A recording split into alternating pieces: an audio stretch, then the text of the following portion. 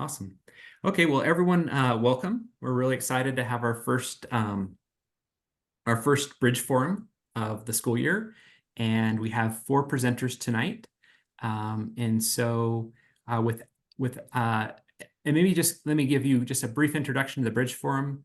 The Bridge Forum was created as a way to help create a bridge between the work that's going on at Family Search and the work that's going on in communities. And we've always had the vision that this would be a place where people could share their community projects. And when we think about community projects, we think about anything that helps connect information in our communities or in our local records or in living memory to the family tree so that people can feel a sense of connection with each other. So we have 4 presenters tonight. And actually some of the presenters recently finished a BYU Idaho internship with Family Search and the Record Linking Lab. So we're really excited to have them present tonight. But we will start with Shannon Walker, and we'll have kind of 10 minutes for each presenter, and then we'll have a Q&A at the end. So go ahead, Shannon. Hi, I'm Shannon Walker, and I'm in the family history program at BYU Idaho. And I recently did an internship with Family Search. So I'm going to share my desktop. And can you see it? Can you see my slide? Great. My project was called Lost and Found in Lancaster. And this is Lancaster, Pennsylvania, is what I'm talking about and where my focus was. And this picture down in the lower right corner is the Holy Trinity Church in Lancaster, Pennsylvania. And that's where my 5th great grandparents were married in the 1750s. And the project, purpose of the project, this is just a summary. I'm not going to go through it, but I'm going to show each step on how the progress was on the project. The inspiration for the project came from a visit to Lancaster. I went with extended family a few years ago, and that's a picture of us in the Holy Trinity Church, our group there. We had a couple hundred of us. We traveled by bus all around the area, fell in love with Lancaster and the people and the history. And I just felt like I wanted to do something with the records that might be in Lancaster, Pennsylvania. So that's how it began. So what I did is I contacted the Lancaster Historical Society. I had been aware of them because I had done research on my own ancestors, and I knew that they existed. So I actually called them and talked to their archivist. Her name was Amy Kaya. And I asked her if there was an underserved population in Lancaster that would benefit from being added to Family Search. And she said, yes, she had a good idea for that. She said they had a book called The Mayor's Register. And she didn't think that many of those people in that book would be in Family Search. So that would be a good place to start. So she sent me a digital copy of the actual book, the handwriting in the book. And it turns out that someone had transcribed, a person by the name of Dr. Leroy Hopkins had transcribed the book already back in the 80s, 1980s. And so she had a digital copy of the actual book, and she had a digital copy of the transcriptions, the typewritten transcriptions. And she gave me links to those and said to just go for it, do what I could. So this document is a book that was put together. It was through the years of 1820 to 1849. And it was a law at the time in Pennsylvania, in the city, in different towns, that if you were of African descent, that between those years you needed to register with the mayor and had to give them information about yourself, even though you were a freed person. That was a state law. So that's where the book comes from and how it was created. So the mayor's register actually had the date the person registered, their name, their race, their age.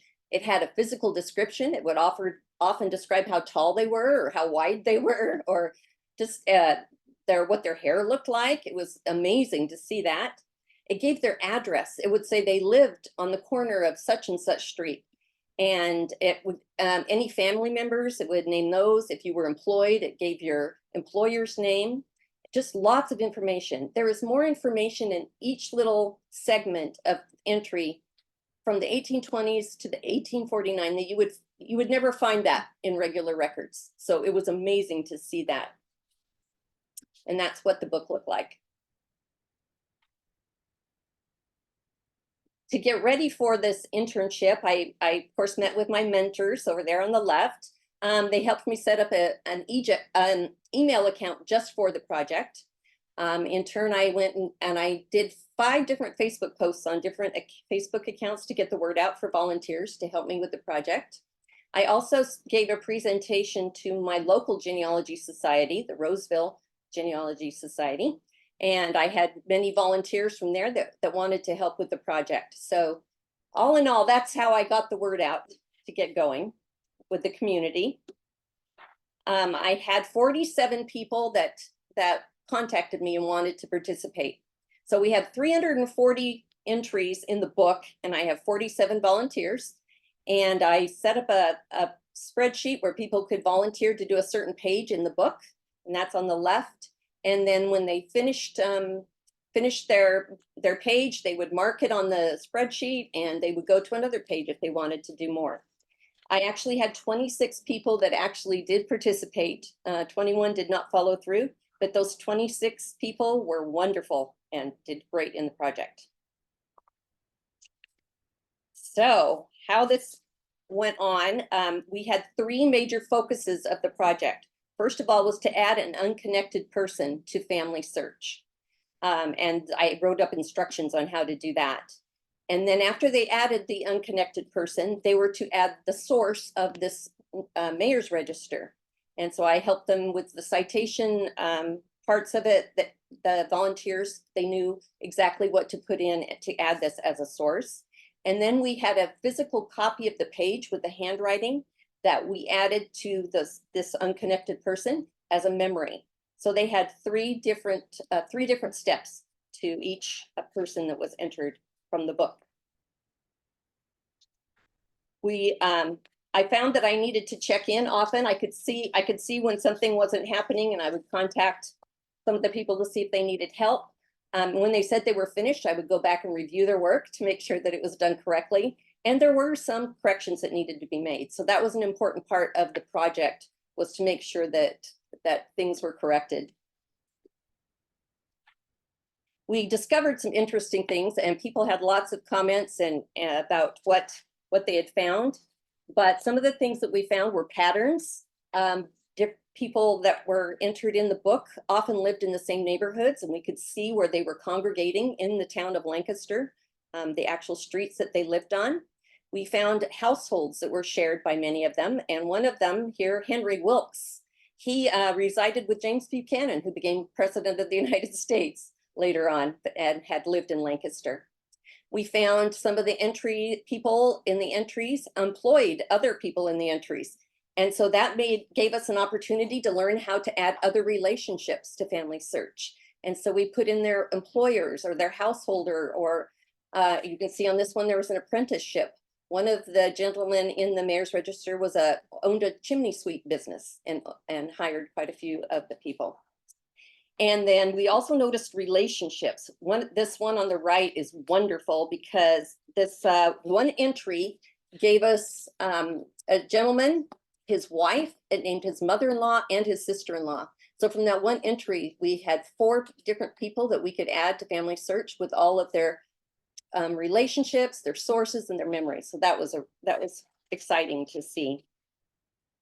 So the outcome of the project, we actually we added 751 people to Family Search through this project. We added 175 other relationships, over 900 sources, 920 or more memories, and we added more than 1,000 residences as events to each page. And the project took I said it was 121. It was probably a little bit more, but 121 hours. And so I got the feedback from volunteers.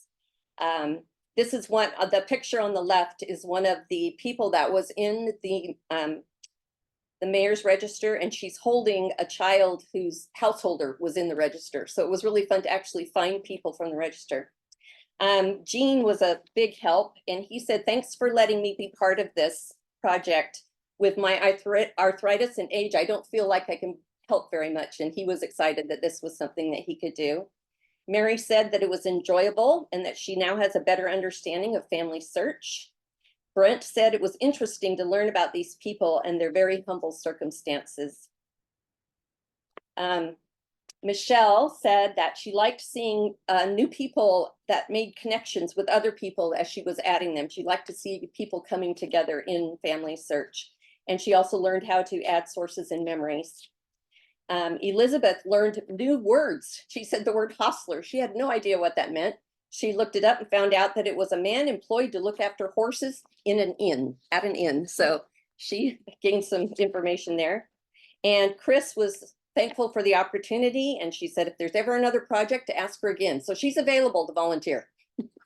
So that is my project. I'll go ahead and stop sharing. Thanks, Shannon. And Gary, you can start setting up your slides, but are there any questions for Shannon? And you can raise your hand. We'll also have questions at the end. But Shannon, can you remind us how did you get the book again? Or who was it that you reached out to that helped you find the book as your source? I reached out to the Lancaster Historical Society, which is online, and I looked at their phone number and I called and asked to speak to the archivist. Her name was Amy Kaya. And I just chatted with her and told her I needed a project. I wasn't doing an internship. And was there a book or anything that they had their society that people that needed to be added to family search? And that's what she gave me. It was wonderful. Awesome. That's so cool. Yeah, go ahead, Donna. Yeah, how did you recruit? I mean, I heard how you recruited. What groups did you go to, did you say? I did 5 Facebook groups, just my personal ones. I have a couple of family Facebook pages where relatives are on, and I put the word out that way. I also have a church group that I reached out to. I reached out to every single family member that I knew personally and asked them. And I also went to our local genealogy society, of which I'm a member. And they asked me to do a presentation about the project, and I had many volunteers from there also. So were all of your groups kind of local? No, they were all over the United States. Okay, great. Thank you. That's awesome. Thank you so much, Shannon. That was great. And Gary, are you able to share your screen? Is that working okay?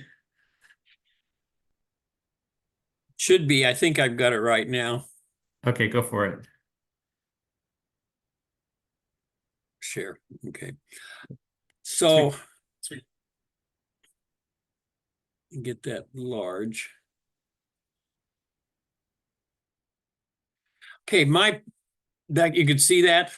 Yes. Okay. I see it back here. My project was an interest in a cemetery.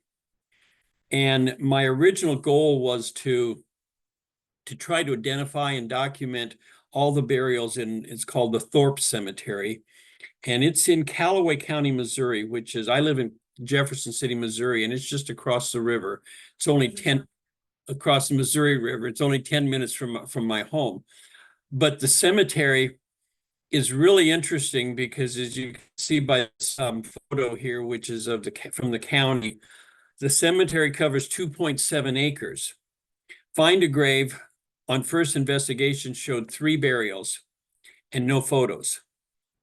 And so to get to the cemetery, you drive up about a quarter mile off the main highway, and you go clear up here to the top and you park. If you get the mouse, you can see that. And then you got to walk in down to here, which is about 300 feet, to the woods and a fence. There is no sign.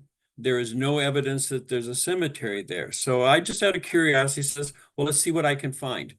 So I started with those 3 burials, and I built their families in a third-party program. I used the program Ancestral Quest, but there's several other good ones out there. And I constructed their whole family for a minimum of 3 generations, looking for evidence of anybody that was buried there. And a lot of times it wouldn't say the name of the cemetery. It might just say they were buried on the family farm. And so I built the family and then kept expanding with other names as I came upon them. And some things I discovered is this is the 1876 plat of the area. And right there in the middle, it says Survey 2890, and that's the Thorpe or Tharp, sometimes with an E and sometimes with an S. And they were the owners in 1876, but they were not the original owners. So I took the Tharp family and put them into my database, hoping to find someone from their family, but I could find zero evidence that anyone in that family was ever buried in that cemetery. So in addition to looking at all the major genealogy sites, Ancestry, MyHeritage, and so on, I also did Google searches, especially for the cemetery name, newspaper records, anything I could find online, and also used a couple libraries.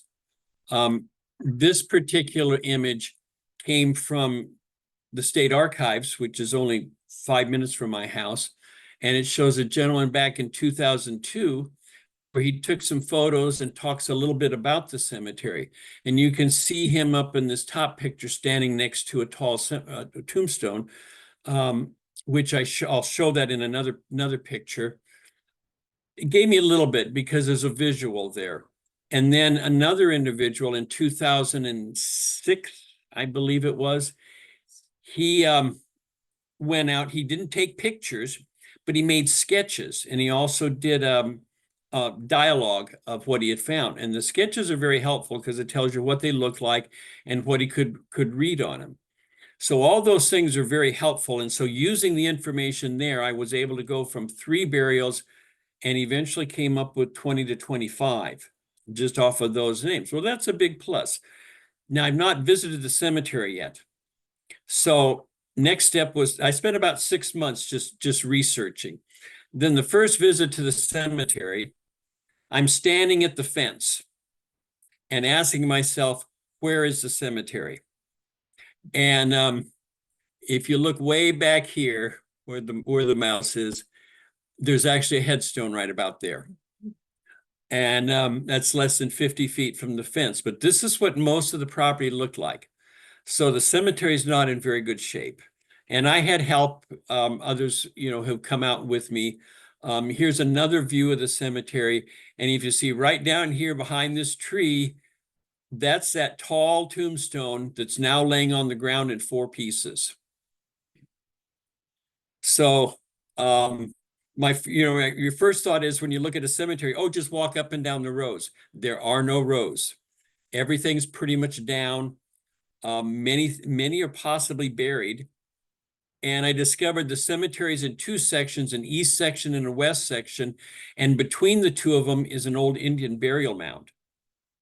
So we know that there shouldn't be anybody buried in there. And so when we go to the other side, to the east side, I found this mess. There's actually 3 headstones here. One, the tree is leaning on top of another tree, directly over the top of a headstone. And then right down below it is another headstone, which I uncovered while raking. And so this was a major undertaking. I think we had 4 chainsaws going through on that. So the goal became identified what I could on paper or by research. The next step was to go out and let's clean this place so we can search. And this was one of the big areas that needed a lot of cleaning. And so to see what it looked like after it was cleaned is this. Here's the one that down here in the right, the tree was laying on, and it was over the top of the one over here on the bottom left. So you can see that's a big, big difference. It opened up, all the brush is gone. This had not been raked yet. And that's okay. That's been taken care of. We knew we wouldn't get this all done in one time. And then going back to the other section, this is after the back was just fully covered, and the front was a little more open. You can see several headstones or even bases to the headstones or some footstones, but you don't see a lot. Well, 2.7 acres, that's a lot for not very many headstones. Well, going back to the original picture, look at the south, which is at the bottom of the picture, and the vertical difference from the bottom to the north, the south to the north, is over 100 feet. So there's quite a slope there. And so I would speculate that no more than about a half acre, that 2.7 acres, has probably ever had anything buried in it.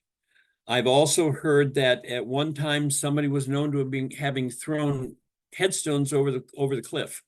And I've not walked it yet to look for that, but that may be a possibility.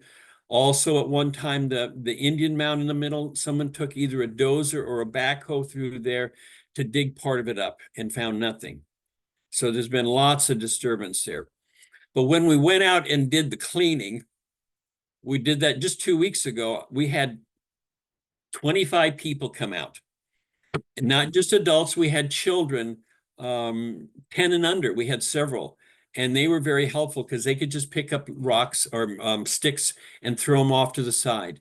And in preparation for that, I actually set up caution tape around the limits to say, this is where we're going to clean.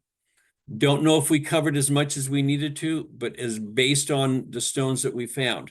So we've done and then the neat thing is, after cutting it, we were starting to see evidence of more headstones.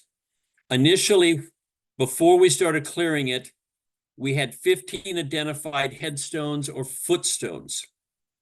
And after the clearing so far, we've identified an additional 6.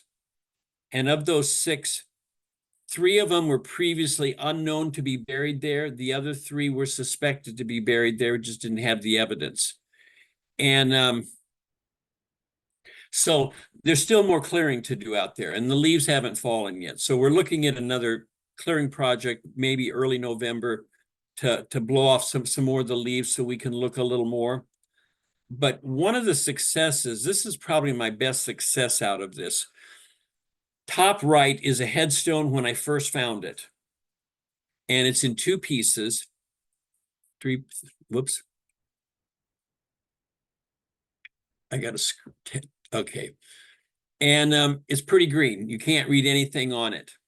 Well, with a little searching, about 20 feet away behind a tree, the bottom part that's broken off was found.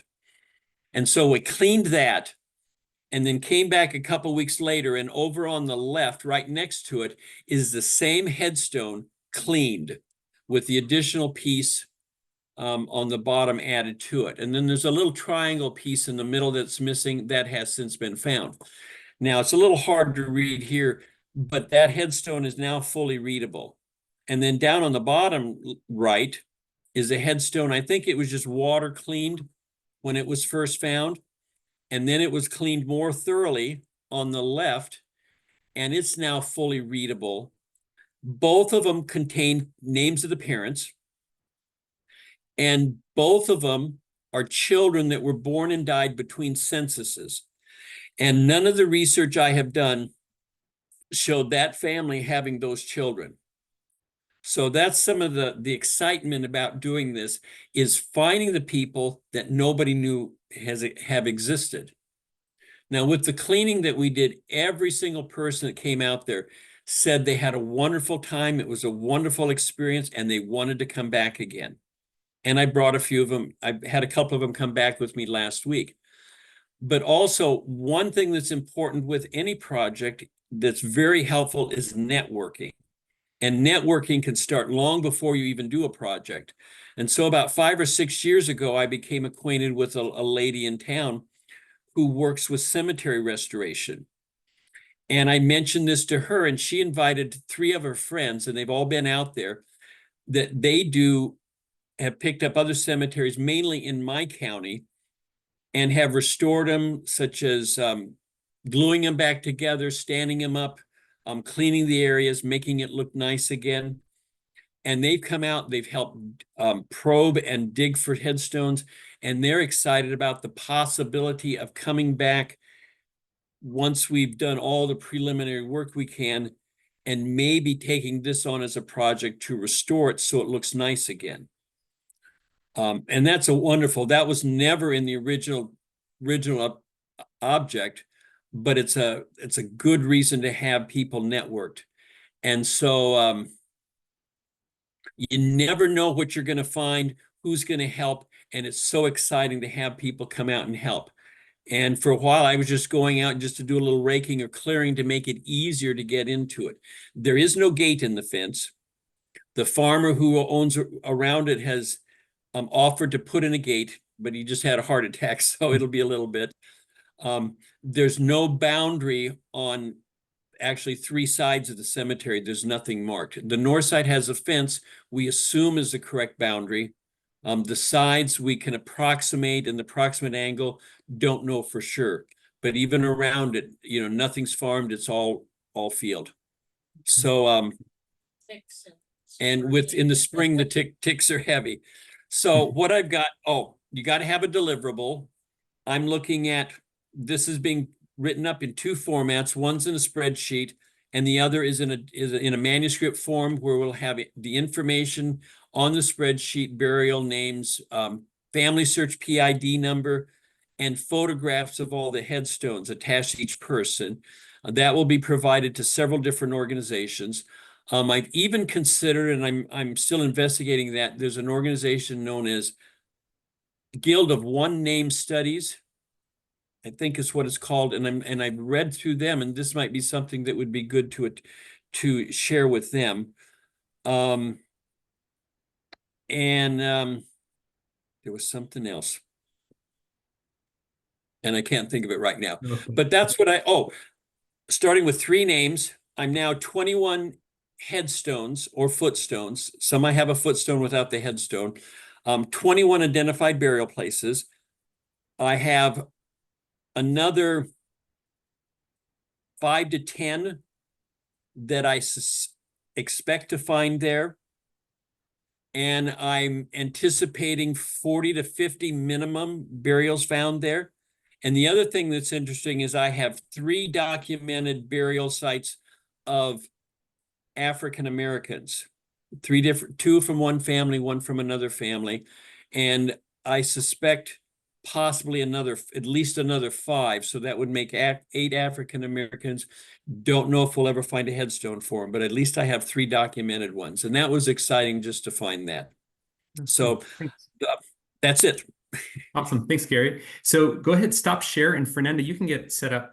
Gary, there was one question in the chat. Pat was curious, what do you use to clean the tombstones? I think all of us were very impressed with the transformation. So what was the secret chemical or approach that you used?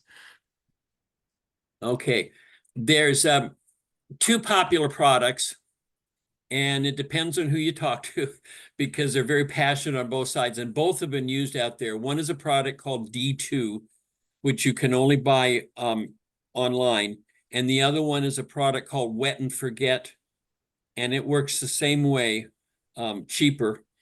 And that one's available at any of your hardware stores. Home Depot, Menards, Lowe's, all carry that. Cool. And it looks like Donna, go ahead. Hi, can you hear me okay? Yep. Can I just start by saying God bless you, both of you that have presented, all of you. My husband and I have been just tearing our hair out on a particular line that's kind of lost in the very rural countryside of Eastern Georgia. And if somebody had done this to the old family, we know there's an old family cemetery, but nobody can find it. So if somebody had done that for us, we would be absolutely jumping for joy. So again, bless you. Well, I That's might add amazing. one thing. One of the 4 individuals that I connected with, one of them has direct descendants that are buried there, which is exciting for him because we haven't found their headstones yet. But the earliest burial should go back to the 1820s, and the last one was 1914. And I also discovered that I have an ancestor that lived about a half a mile from the cemetery, and his sister was the second wife of someone that's buried there, but she's not buried there. So I do have a personal connection also. Did you say it was private property? It's private property to get to the cemetery, but the cemetery is not owned by the family. The cemetery does not have a deed for it, but it is described in the deed, 2 deeds around it, go around it and separate it out. Hey, thanks, Gary. And then when you get a chance, Gary, check in the chat. There's a couple questions you can answer in there. We might come to them at the end. With this, we're going to turn over to Fernanda Lagos, who also has a cemetery project, just in a very different part of the world. Go ahead, Fernanda. Hello, my name is Fernanda Lagos. I did the From Research Community Tree Building internship the last semester, and I'm so sorry for my English. My project is to rescue abandoned cemeteries from the old saltpeter mines in northern Chile. I will go to the next slide.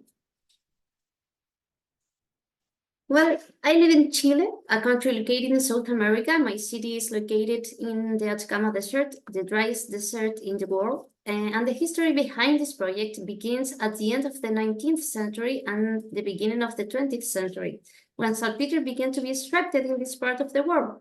This mineral formed a vital part of the country's economy for several decades, and this industry mobilized a large number of people who emigrated from the south of the country, from neighboring countries, and from other continents also. Mining towns were formed in the middle of the desert with their own hospitals, schools, municipalities, and cemeteries. In 1918, synthetic saltpeter was discovered, and gradually the world demand for this mineral decreased, causing the saltpeter crisis in Chile. Gradually, the saltpeter towns began to close, forcing workers and their families to look for another source of work in larger cities. The families emigrated, leaving the towns abandoned and also the cemeteries. There is a tradition in Catholic countries of visiting cemeteries every November 1st, but over the decades, with the passing of some generations and the distance of hundreds of kilometers in many cases, many of these cemeteries have been forgotten without leaving any record of the role of the people buried there. This project focuses on the legible tombstones that remain in this type of abandoned cemeteries in the middle of the Atacama Desert. 3 cemeteries were worked on in this project, but around 50 in the region. They are in great deterioration due to the weather and looting. However, they are an important part of the country's history and are currently considered heritage sites. This photograph is of one of the cemeteries worked on in this project, the Algorta Cemetery, and you can see the aridity of the climate. Also, I will show you a little part of this video. In this video, you can see, I don't know if you can see, or we have problems. Wait me a moment, please. Okay, I'll speak while it's, okay.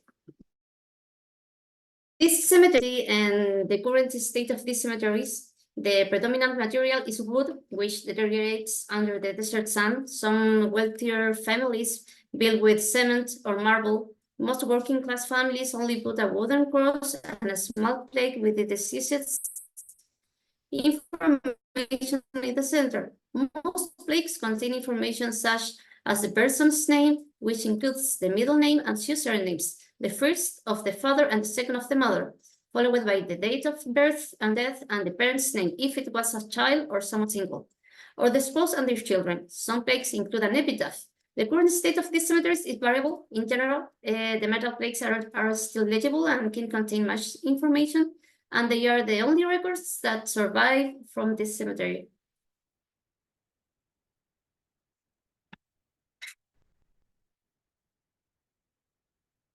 The first stage involves traveling from my city, Antofagasta, to take photographs, and I have been doing this work for a few years with my family. Since some places are a couple of hours away, we are prepared with fuel, plenty of water, and food.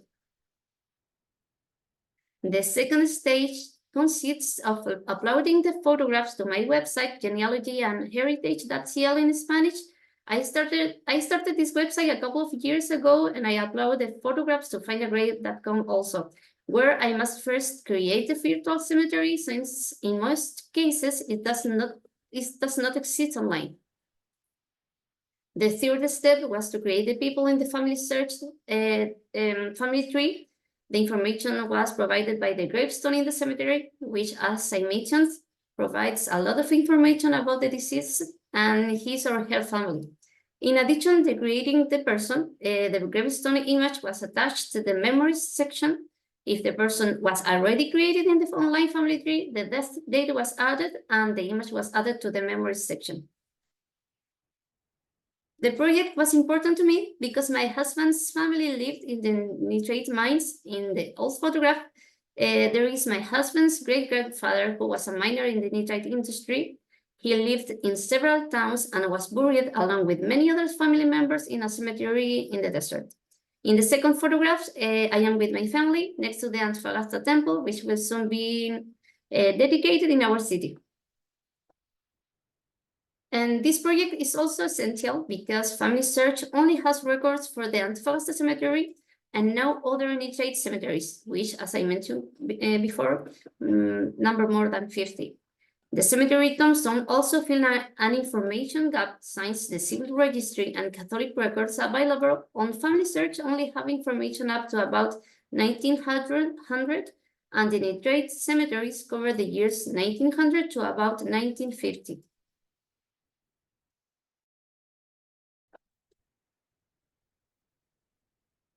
Oh, I mean, the data used were photographs of the tombstone. Although not all graves are readable, those that are readable provide a lot of information.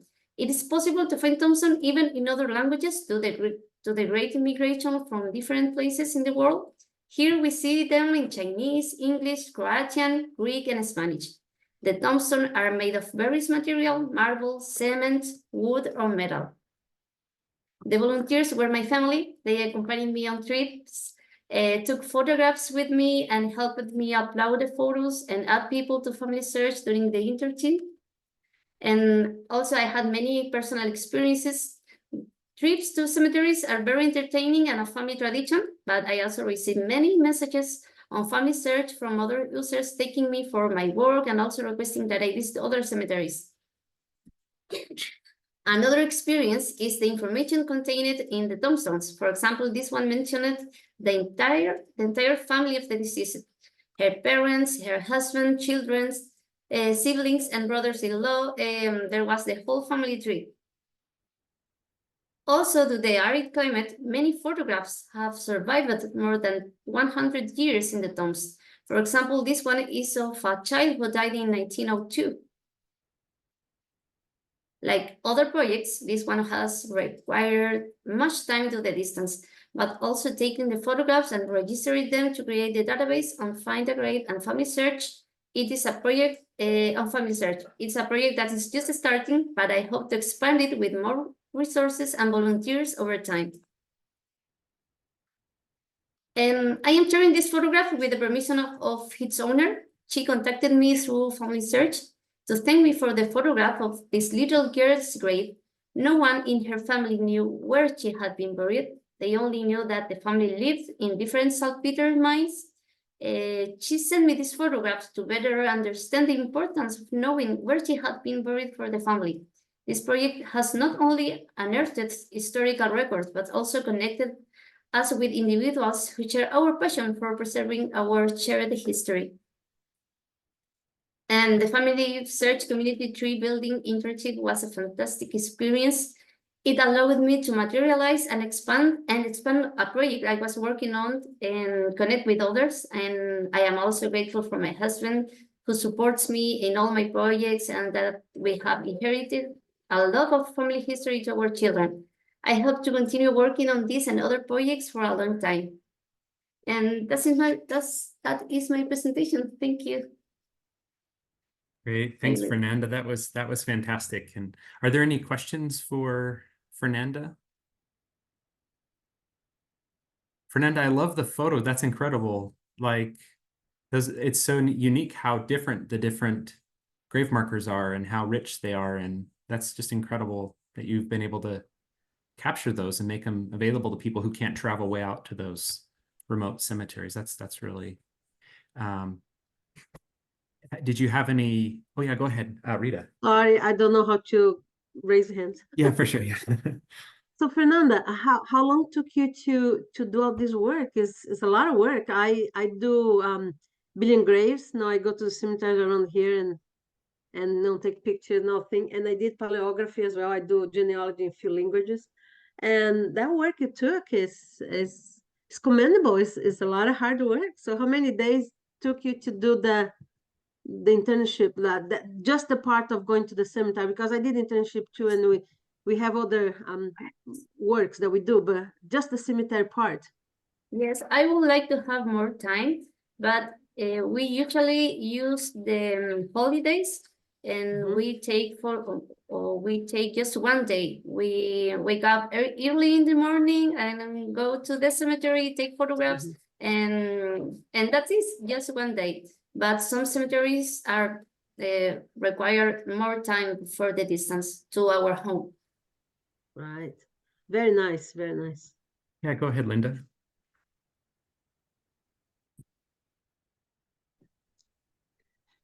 How did you know about these cemeteries? Because they look like they're very old and not many stones there. And the history of our city is related with the saltpeter mines, and everyone knows that the cemetery are there, but nobody takes time to preserve them. Wow. Great. Thank you so much, Fernanda. And I've actually visited one of the cemeteries that you took pictures of, so it was neat to see those. And so we have one last presentation. So Rita, if you want, you can go ahead and share your screen.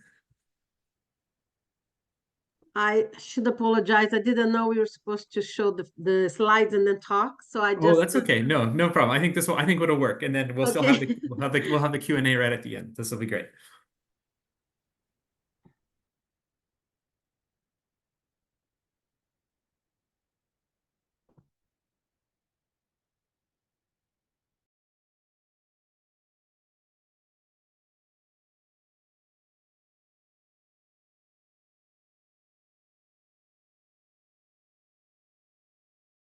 So Rita, I'm not getting your sound through. Let me see. Let me try. Maybe Rita, try one thing. Maybe stop share and then share again and see when you do it. See if there's an option for making sure the audio connects with it. Let me see if I can. Sorry. Technology is not my forte. I can do Oh yeah, research. I'll see if I can do it really quick. Oh yeah, Okay. so when you hit share screen, there's on the right, there's going to be a button that says options. Make sure to hit share, the two buttons for share sound and optimize for video. Oh, okay. Yeah. Gotcha.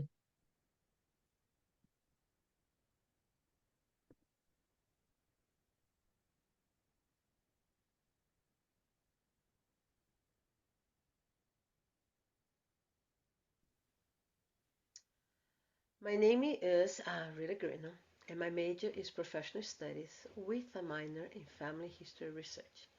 I created this project for the Family Search Community Tree Building Internship for the spring 2024 semester. The project is called Family Book in der Batschka, after the book by Johann Schmidt of the same name. Kearney is known today as Kijajajevo, Serbia, and it is a city that was occupied by Swabians Germans that were not necessarily sympathizers with the Nazis, even though they fought in the German side in the war because they were conscripted. This city population isn't too much bigger today than it was in 1944, and it is still a very rural place with lots of farms around the city in the Bachka region. In 1944, over 6,000 people from Kearney, Yugoslavia, today Serbia, and surrounding areas were displaced from their homes into internment camps, or starvation camps as they were called among the locals.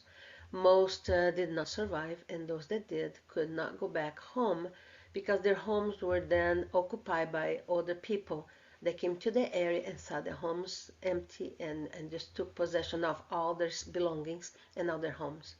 My great-grandparents were among them. They were about 70 years old and they did not survive this experience. And as far as I know, they were buried in mass graves with many others of the same village. It is also documented that over 20,000 children were taken from their homes into those camps, and from them, those that survived to orphanages spread all over Yugoslavia, the area, and also into some Russian homes. Siblings were separated. Most children have their names changed, and they were sent to areas far away from their ancestral homes to be raised with a new ideology and a new language. And this was an effort to erase any memories of their families or former ethnicity. But a few of those children were finally rescued by a Red Cross and placed with relatives around the world. My uncle was 6 years old when he started this, but at 10 years old he was rescued by the Red Cross because his mother did not survive. She died there, and he was then sent to an uncle that was living in Brazil, São Paulo, that lost his only son in the war. And so there, how my uncle came to live in Brazil was because the Red Cross sent him to this relative in there. Here are the pictures of my great-grandparents above and my uncle Joseph with his wife Catarina, my aunt, below. He and all the other people who went through this ordeal are the reason why I chose to do this project. My uncle is the sweetest man alive, and I have great love and respect for him. After everything he went through, he did not become bitter or hateful. He was a very nice and understanding man, and he had a really, really good head over his shoulder. My project aims to enter the information from the book, as I said before, family book, Kearney in the Bachka, written by Johann Smith, a native of the city of Kearney, into family search tree building. My goal for this project is to create at least 50 family trees to give the chance of reuniting families of those lost in a war, so these families can be found and remembered.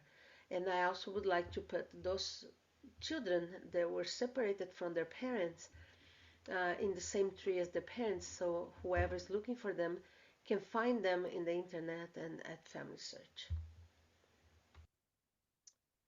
This book has been digitalized by Family Search, which has helped me a lot. It has 842 pages organized in 2 volumes. The book also have the history of these people and their migration to the area.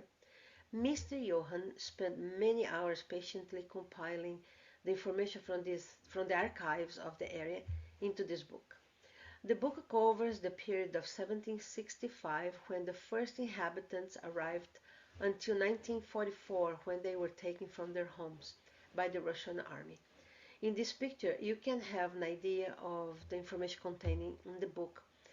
The book is organized alphabetically by surname, and under the main couple, you'll find their personal information, their parents' name if known, dates, marriages, and children with their own information. As we got farther, we had to cross-reference and match the information with existing records and family trees in the system, as families will be entered as children in one family and head of the household in others. So we did a lot of matching and merging as well. To accomplish this task, I asked my branch and family for help. And 2 people promptly took time off their busy schedules to help me with this task, and I am forever grateful. They really did a great job, and their names were Robert Greenwell and Nicole May. I taught them to read information from the book that has been written in German, to add an unconnected person to a family tree, and to add all the information about that family into the database. It was a challenging task, but very fun activity. And all of us grew a lot as we were trying to accomplish this and put all those names in a different language, different concept there. Was it worth? Yes, it was well worth it.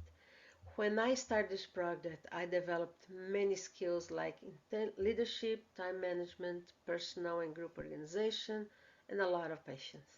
I wanted those ancestors to be proud of the information we added in their trees, and I wanted this information to be corrected to the best of our knowledge.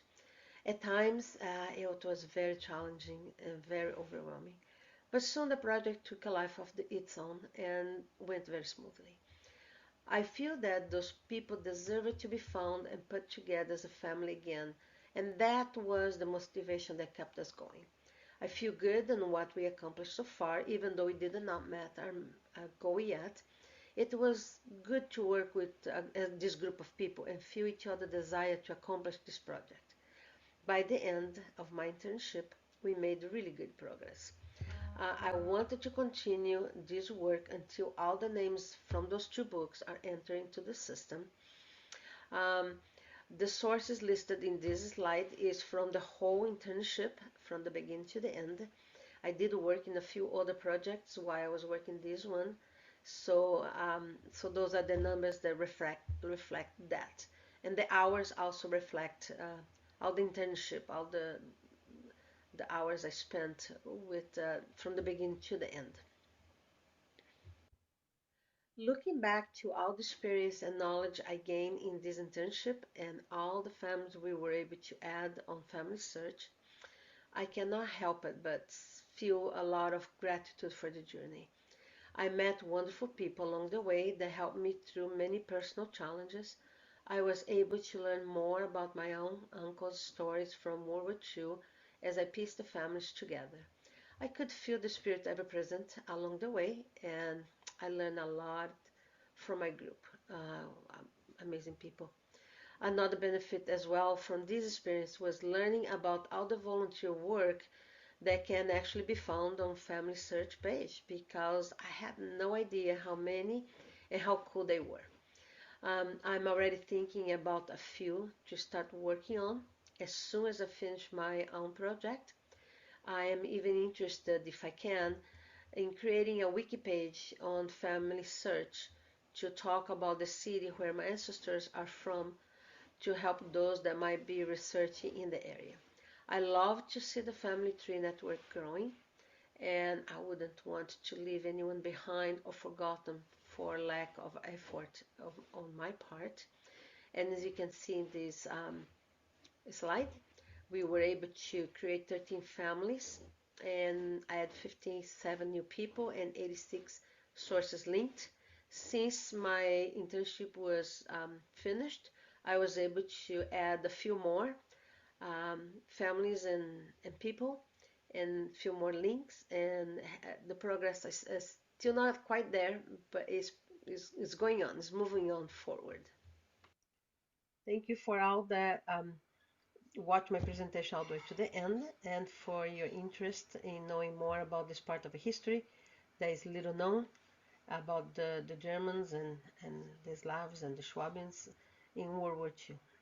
Thank you again. Awesome. Rita, that was amazing. That was so cool.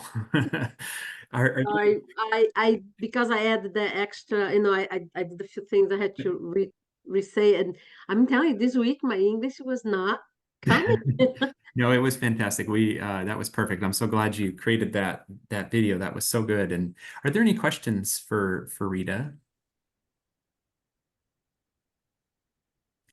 And Rita, thanks for putting that little dot on the map. That helped me so much to kind of see where you were talking about. Yeah, Linda, go ahead. Yeah, a lot of those areas was part of Yugoslavia. Yugoslavia I don't think exists anymore.